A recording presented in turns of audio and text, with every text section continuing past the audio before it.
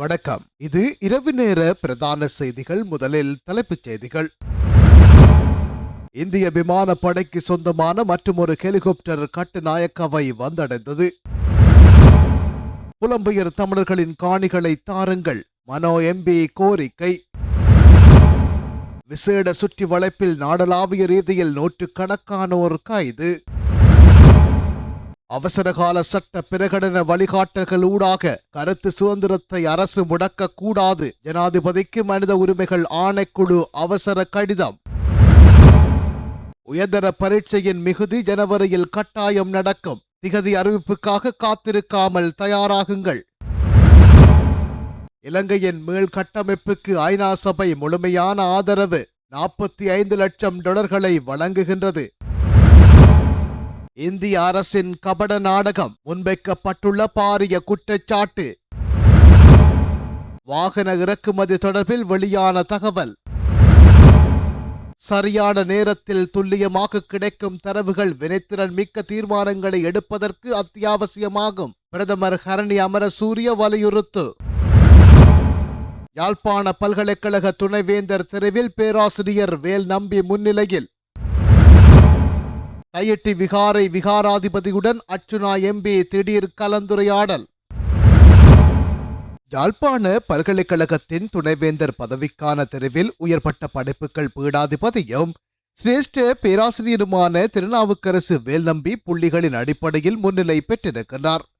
தற்போதைய துணைவேந்தரின் பதவிக்காலம் எதிர்வரும் மார்ச் 24 நிறைவடைய உள்ள நிலையில் யாழ் பல்கலைக்கழக பதிவாளரால் கடந்த செப்டம்பர் முதல் வாரத்தில் துணைவேந்தர் பதவிக்காக விண்ணப்பங்கள் கோரப்பட்டிருந்தன. துணைவேந்தர் பதவிக்காக விண்ணப்பித்தவர்கள் இன்று 9 செவ்வாய்க்கிழமை நடைபெற்ற விசேட பேரவை கூட்டத்தில் தமது எதிர்கால திட்டங்கள் குறித்து விளக்கம் அளித்தனர். அதனைத் தொடர்ந்து பேரவை உறுப்பினர்கள் விண்ணப்பங்களையும் அறிக்கைகளையும் மதிப்பீடு செய்து தனித்தனியாக புள்ளிகளை வழங்கினர். பீடாதிபதி தெரிவு குறித்து உள்வாரி பேரவை உறுப்பினர் ஒருவரால் சர்ச்சைக்குட்படுத்தப்பட்ட பீடாதிபதி ஒருவர் மதிப்பீட்டில் கலந்து கொள்ளவில்லை. உள்வாரி உறுப்பினர்களாக இருந்த போதிலும் துணைவேந்தர் தெரிவுக்காக விண்ணப்பித்திருந்ததனால் 4 பீடாதிபதிகளும் இம்மதிப்பீட்டில் பங்கு கொள்ளவில்லை. இதனால் வெளிவாரி உறுப்பினர்களின் செல்வாக்கே மதிப்பீட்டில் அதிகமாக இருந்தது என தெரிவிக்கப்படுகின்றது. ஒவ்வொரு விண்ணப்பதாரரும் பெற்றுக்கொண்ட புள்ளிகளின் அடிப்படையில் சிரேஷ்ட பேராசிரியர் தீனா வேல்நம்பி முதல் நிலையையும் விவசாய பீடத்தின் முன்னாள் பீடாதிபதியும் சிரேஷ்ட பேராசிரியருமான கூனா மிகுந்தன் மருத்துவ பீடாதிபதியும் பேராசிரியருமான ஈனா சுரேந்திரகுமாரன் ஆகியோர் முறையே 2ஆம் 3ஆம் நிலைகளையும் பெற்றுக்கொண்டனர். இலங்கையில் உள்ள பல்கலைக்கழகங்களின் துணைவேந்தர்களை தெரிவு செய்வதற்கான பல்கலைக்கழக மானியங்கள் ஆணைக்குழு சுற்றறிக்கையின்படி பேரவையின் விசேட கூட்டத்தில் விண்ணப்பதாரிகள் பெறும் புள்ளி ஒழுங்கில் முதல் 3 இடங்களை பெற்றவர்களின் விவரங்கள் பல்கலைக்கழக மானியங்கள் ஆணைக்குழு, கல்வி அமைச்சு ஆகியவற்றினூடாக ஜனாதிபதிக்கு அனுப்பி வைக்கப்படும். 1978ஆம் ஆண்டின் 16ஆம் இலக்க பல்கலைக்கழகங்கள் சட்டத்தின்படி ஜனாதிபதிக்குள்ள அதிகாரத்தின் அடிப்படையில் பேரவையினால் முன்மொழியப்பட்ட 3 இருந்து ஒருவரை ஜனாதிபதி தெரிவு செய்து துணைவேந்தராக நியமனம் செய்வார். இந்திய விமானப்படைக்கு சொந்தமான மற்றுமொரு ஹெலிகாப்டர் கட்டுநாயக்க விமான நிலையத்தை இன்று செவ்வாய்க்கிழமை பிற்பகல் வந்தடைந்துள்ளது. அனர்த்தத்தால் பாதிக்கப்பட்ட மக்களுக்கு அனர்த்த நிவாரண சேவை வழங்குவதற்காக இலங்கைக்கு அனுப்பி வைக்கப்பட்ட இந்திய விமானப்படைக்கு சொந்தமான 2 ஹெலிகாப்டர்கள் அத்தியாவசிய தேவை காரணமாக மீண்டும் இந்தியா நோக்கி இன்று பயணமாகியது. இதனையடுத்து இந்திய விமானப்படைக்கு சொந்தமான மற்றொரு ஹெலிகாப்டர் இன்று கட்டுநாயக்க விமான நிலையத்தை வந்தடைந்துள்ளது. அனர்த்த நிவாரண சேவைக்காக இந்த ஹெலிகாப்டரில் 14 இந்திய வீரர்கள் வருகை தந்துள்ளதாக தெரிவிக்கப்படுகிறது. அனர்த்தத்தால் பாதிக்கப்பட்ட மக்களுக்கு உதவுவதற்காக இந்திய அரசாங்கத்தினால் மேலும் பல அனர்த்த நிவாரண சேவைகள் இலங்கைக்கு வழங்கப்பட்டுள்ளமை குறிப்பிடத்தக்கது.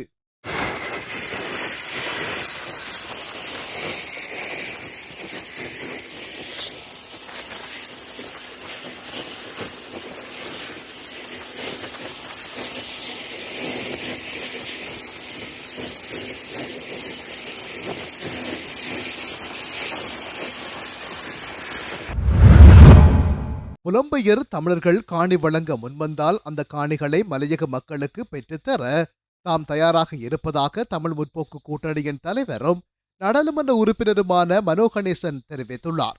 அரசு நிலம் வழங்க மறுத்தால் அவர்களை வடக்கு மற்றும் கிழக்கு மாகாணங்களில் குடியேறுவது குறித்து ஆலோசிக்கப்படும் என்றும் மனோ கணேசன் குறிப்பிட்டுள்ளார். கண்டி மாவட்டத்துக்கு அண்மையில் மேற்கொண்ட விஜயமொன்றின் போது அனர்த்தங்களால் பாதிக்கப்பட்ட மக்கள் குழு ஒன்றை சந்தித்து உரையாடிய போது அவர் இதனை குறிப்பிட்டுள்ளார். அவர் மேலும் தெரிவிக்கையில், மலையக தமிழர்கள் கடின உழைப்பாளிகள் என்றும் அவர்களுக்கு விவசாயம் செய்யவும் பாதுகாப்பாக வாழவும் சொந்த காணிகள் தேவை. இந்த நிலையில் காணி வழங்குவது குறித்துத்தான் ஜனாதிபதியிடம் பேசியதாகவும் அவர் கூறியுள்ளார். எவ்வாறாயினும் மலையகத்தில் காணி கிடைக்காத பட்சத்தில் வடக்கு மற்றும் கிழக்கு மாகாணங்களில் குடியேறுவது ஒரு சாத்தியமான மாற்றாக இருக்கும் என்றும் அவர் சுட்டிக்காட்டியுள்ளார். மேலும் வெளிநாடுகளில் உள்ள புலம்பெயர் தமிழர்கள் காணி வழங்க முன் வந்தால் அந்த காணிகளை மலையக மக்களுக்கு பெற்றுத்தர தாம் தயாராக இருப்பதாகவும் மனோ கணேசன் தெரிவித்துள்ளார். ஜனாதிபதி அனுரகுமார திசாநாயக்க தலைமையில் நாடளாவிய ரீதியில் மேற்கொள்ளப்பட்ட முழுநாடுமே ஒன்றாக என்ற தேசிய செயற்பாட்டின் போதைப்பொருள் சுற்றி வளைப்பின் போது 868 பேர் கைது செய்யப்பட்டுள்ளனர். குறித்த கைது நடவடிக்கையானது நேற்றைய தினம் மேற்கொள்ளப்பட்டுள்ளதாக போலீஸ் ஊடக பிரிவு தெரிவித்துள்ளது. இந்த போதைப்பொருள் சுற்றி வளைப்பின் போது 869 சோதனைகள் மேற்கொள்ளப்பட்டுள்ளன. இதன்போது 1 கிலோ 229 கிராம் கெரோயின் போதைப்பொருளும் 433 கிராம் ஐஸ் போதைப்பொருளும் 193 கிராம் கொகேயின் போதைப்பொருளும் கைப்பற்றப்பட்டுள்ளன. அத்தோடு 642 கிராம் கஞ்சா போதைப்பொருளும் 27,575 கஞ்சா செடிகளும் 1 கிலோகிராம் 84 கிராம் கசிஸ் போதைப் பொருளும் 8,070 போதை மாத்திரைகளும் 59 மதனமோதக மாத்திரைகளும் 1 கிலோ 7 கிராம் மாவா பொருளும் கைப்பற்றப்பட்டுள்ளன. கைது செய்யப்பட்டவர்களில் 6 பேர் புனர்வாழ்வு நிலையங்களுக்கு அனுப்பி வைக்கப்பட்டுள்ளதாக குறிப்பிடப்பட்டுள்ளது. கடந்த சில நாட்களுக்கு முன்னர் இலங்கை முழுவதும் ஏற்பட்ட அனர்த்தம் காரணமாக இலங்கையின் பல பகுதிகள் முற்றாக பாதிக்கப்பட்ட நிலையில் பல சர்வதேச நாடுகள் இலங்கைக்கு பல உதவிகளை வழங்கி வருகின்றது. அந்த வகையில் இந்தியாவும் பல மனிதாபிமான உதவிகளை செய்து வருகின்றன. எமது கடல் வளத்தில் இந்தியா சுரண்டி பல கோடிக்கணக்கான பணத்தை சம்பாதித்த பின்னர் அதில் கொஞ்ச பாதியினை எமக்கு பிச்சை போடுகின்றது என கடலோடிகள் சங்கத்தின் ஊடக பேச்சாளரும் வடமாகாண கடலோடிகள் சங்கத்தின் இணைப்பாளருமான அண்ணாமலை தெரிவித்துள்ளார். இது தொடர்பில் அவர் மேலும் கூறுகையில், எமது கடல் வளத்தினை இந்தியா சுரண்டி பல கோடிக்கணக்கான பணத்தை சம்பாதித்த பின்பு அதில் கொஞ்ச பகுதியிலே எமக்கு பிச்சை போட்டு தாம் கொடையாளி போல் சர்வதேசத்திற்கு கபட நாடகம் ஆடுகின்றனர். இவர்கள் இலங்கை மக்களுக்கு நல்லது செய்ய வேண்டிய எண்ணம் இருந்தால் எமது வளத்தை சூறையாடுவதை முதலில் நிறுத்த வேண்டும். இந்தியா அரசாங்கம் இலங்கையில் தற்போது ஏற்பட்ட அனர்த்தத்தின் பின்னரே அவர்களின் கொள்ளை சம்பவம் அதிகரித்து உள்ளதாகவும் அதற்கான நடவடிக்கைகளை உடனடியாக எடுக்க வேண்டும். தாம் உதவி செய்வதால் இலங்கையின் வளங்களை களவாடலாம் எனும் எண்ணத்திலிருந்து முற்றாக வெளியே வர வேண்டும். இச்சம்பவம் தொடர்பாக எமது அரசாங்கம் உடனடியாக நடவடிக்கை எடுக்க வேண்டும் மற்றும் தற்போது அதிகம் நடக்கும் கொள்ளைகள் தொடர்பாகவும் அரசாங்கம் வெளிப்படைய வேண்டும் என கூறியுள்ளார்.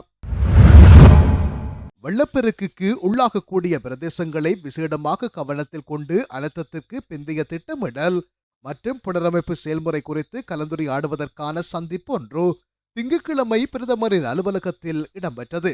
பிரதமர் கரணி அமரசூரிய தலைமையில் நடைபெற்ற இந்த கலந்துரையாடலில் ஐக்கிய நாடுகள் அபிவிருத்தி நிகழ்ச்சி திட்டம், உலக வங்கி மற்றும் ஐக்கிய நாடுகள் திட்ட சேவைகள் அலுவலகம் ஆகியவற்றின் பிரதிநிதிகள் கலந்து கொண்டனர். இதன்போது உரையாற்றிய பிரதமர் அனர்த்தத்துக்கு பிந்தைய நிலைமைகள் பற்றி தினசரி சரியான நேரத்தில் வினைத்திறன் மிக்க முடிவுகளை எடுப்பதற்கு முறையான தகவல் மற்றும் தரவு சேகரிப்பின் முக்கியத்துவத்தை வலியுறுத்தினார். அத்துடன் குறுகிய மற்றும் நீண்டகால மீட்பு முயற்சிகளை வழிநடத்துவதற்கு துல்லியமான தரவு பரிமாற்றங்கள் அத்தியாவசியம் என்றும் பிரதமர் குறிப்பிட்டுள்ளார். இதன்போது UNDP-யின் பேரிடருக்கு பிந்தைய மதிப்பீடு முறையை பயன்படுத்தி மேற்கொள்ளும் தேவை மதிப்பீட்டு செயல்முறையை சர்வதேச பிரதிநிதிகள் பிரதமருக்கு தெளிவுபடுத்தினர். இது புவியியல் தகவல் தொழில்நுட்பம், செய்மதி படங்கள் மற்றும் தரைமட்ட தரவுகளை ஒருங்கிணைத்து பேரிடருக்கு பிந்தைய நிகழ்நேரத்தில் நடைமுறைப்படுத்தக்கூடிய நுண்ணறிவை வழங்குவதற்காக ஆரம்பிக்கப்பட்டதாகும். பாதிக்கப்பட்ட இடங்கள், சமூகங்கள், உட்கட்டமைப்பு சேதங்கள், கழிவுகளின் அளவு பற்றிய மதிப்பீடுகள் மற்றும் நில பயன்பாட்டின் மாற்றங்களை அடையாளம் காண்பதற்கு இது மிகவும் அவசியமான தரவுகளை பெற்றுக் கொடுப்பதாகவும் சுட்டிக்காட்டினர். ஜனாதிபதியையோ அல்லது அரசாங்கத்தையோ விமர்சிப்போருக்கு எதிராக அவசரகால பிரகடன வழிகாட்டல்கள் பிரயோகிக்கப்படும் என அரசாங்கத்தின் பிரதிநிதிகளால் விடுக்கப்பட்ட பொது அறிவிப்புகள் குறித்து இலங்கை மனித உரிமைகள் ஆணைக்குழு கடிதம் மூலம் ஜனாதிபதியிடம் தீவிர கரிசனையை வெளிப்படுத்தியுள்ளது. அது மாத்திரமின்றி வன்முறைகளை தூண்டக்கூடிய போலி தகவல்கள் தவிர்ந்த ஏனைய சந்தர்ப்பங்களில் தகவல்களின் சரியான தன்மையை மாத்திரம் அடிப்படையாக கொண்டு குற்றவியல் சட்டப் பிரிவுகளின் கீழ் அக்கருத்துக்களை முடக்குவதற்கு அரசாங்கம் முயற்சிக்க கூடாது எனவும் ஆணைக்குழு வலியுறுத்தியுள்ளது. பேரினத்த நிலையை அடுத்து கடந்த நவம்பர் மாதம் 28 வெளியிடப்பட்ட 2025 ஆண்டுக்கான முதலாம் இலக்கு அவசர கால நிலை பிரகடனத்தின் விதிகள் தொடர்பில் இலங்கை மனித உரிமைகள் ஆணைக்குழுவினால் ஜனாதிபதி அனுரகுமார திசாநாயக்கவுக்கு கடிதம் ஒன்று அனுப்பி வைக்கப்பட்டுள்ளது. தற்போது பிரகடனப்படுத்தப்பட்டுள்ள அவசர கால நிலையின் கீழான விதிகள் இதற்கு முன்னைய சில சந்தர்ப்பங்களில் முன்னைய அரசாங்கங்களினால் பயன்படுத்தப்பட்டதாகவும், இருப்பினும் அவற்றில் சில விதிகள் நாட்டின் அரசியலமைப்பில் உள்வாங்கப்பட்டுள்ள அடிப்படை உரிமைகள் தொடர்பான சரத்துக்கும் மனித உரிமைகள் தொடர்பான சர்வதேச நியமங்களுக்கும் முரணானவையாக காணப்படுவதாகவும் தமது கடிதத்தில் மனித உரிமைகள் ஆணைக்குழு சுட்டிக்காட்டியுள்ளது. குறிப்பாக இவ்விதிகளில் அத்தியாவசிய சேவைகளுடன் தொடர்புடைய குற்றங்களாக வரையறுக்கப்பட்டுள்ள சில விடயங்கள் சட்ட ரீதியான தொழிற்சங்க நடவடிக்கைகளில் பாதிப்பை ஏற்படுத்தக்கூடும் என கரிசனை வெளியிட்டுள்ள ஆணைக்குழு தமது ஒப்புதலை வழங்கக்கூடிய வயதில் உள்ள நபர்களுக்கு இடையில் நிகழும் பாலியல் நடத்தைகளுடன் தொடர்புடைய குற்றங்களுக்கான தண்டனை சட்டக்கோவையின் 365 மற்றும் 366 பிரிவுகளின் வரையறுக்கப்பட்டுள்ள விடயங்கள் இவ்விதிகளில் உள்வாங்கப்பட்டிருப்பதாக குறிப்பிடப்பட்டுள்ளது. குறிப்பாக அவசரகால நிலைகளின் போது உண்மைகளையும் பொய்களையும் வேறு பிரிப்பது மிக கடினம் என்றும், ஆனால் வன்முறைகளை தூண்டக்கூடிய போலி தகவல்கள் தவிர்ந்த ஏனைய சந்தர்ப்பங்களில் தகவல்களின் சரியான தன்மையை மட்டும் அடிப்படையாக கொண்டு குற்றவியல் சட்ட பிரிவுகளின் கீழ் அக்கருத்துக்களை முடக்குவதற்கு அரசாங்கம் முயற்சிக்க கூடாது என ஆணைக்குழு வலியுறுத்தியுள்ளது. உயர்தர பரீட்சையின் எஞ்சிய பகுதி ஜனவரி மாதத்துக்குள் கட்டாயம் நடத்தப்படும் என்றும், மாணவர்கள் திகதி அறிவிப்புக்காக காத்திருக்காமல் ஜனவரியை இலக்காக கொண்டு தயாராகுமாறு பரீட்சைகள் ஆணைக்குழு தெரிவித்துள்ளது. அத்துடன் வடக்கு கிழக்கு, மத்திய வடமத்திய மற்றும் ஊவா ஆகிய 5 மாகாணங்களைச் சேர்ந்து 1,00,000 மேற்பட்ட மாணவர்களில் பலர் அனர்த்தத்தால் நேரடியாக பாதிக்கப்பட்டுள்ளனர். இதில் உயிரிழப்பு, காயம் மற்றும் காணாமல் போன சம்பவங்களும் பதிவாகியுள்ளன. ஏனைய மாணவர்கள் பலர் பாதுகாப்பு மையங்களில் தங்க வைத்துள்ளதாகவும் தெரிவிக்கப்படுகிறது. இந்த நிலையில் பாதிக்கப்பட்ட மாணவர்களின் துல்லியமான தரவுகள் கிடைத்த பின்னரே பரீட்சையை நடத்த முடியும் என அவர் கூறினார். எனவே ஜனவரிக்குள் அனைத்து தரவுகளையும் துரிதமாக சேகரிக்கும்படி நடைபெற்று வருவதாக பரீட்சைகள் ஆணையாளர் நாஜகம் தெரிவித்துள்ளார். அத்துடன் தற்போது பாதுகாப்பு மையங்களில் தங்கியுள்ள உயர்தர பரீட்சை மாணவர்களுக்கு தேவையான அதிகபட்ச வசதிகளை வழங்க உதவுமாறும் அனைத்து தரப்பினரிடமும் அவர் வலியுறுத்தியுள்ளார்.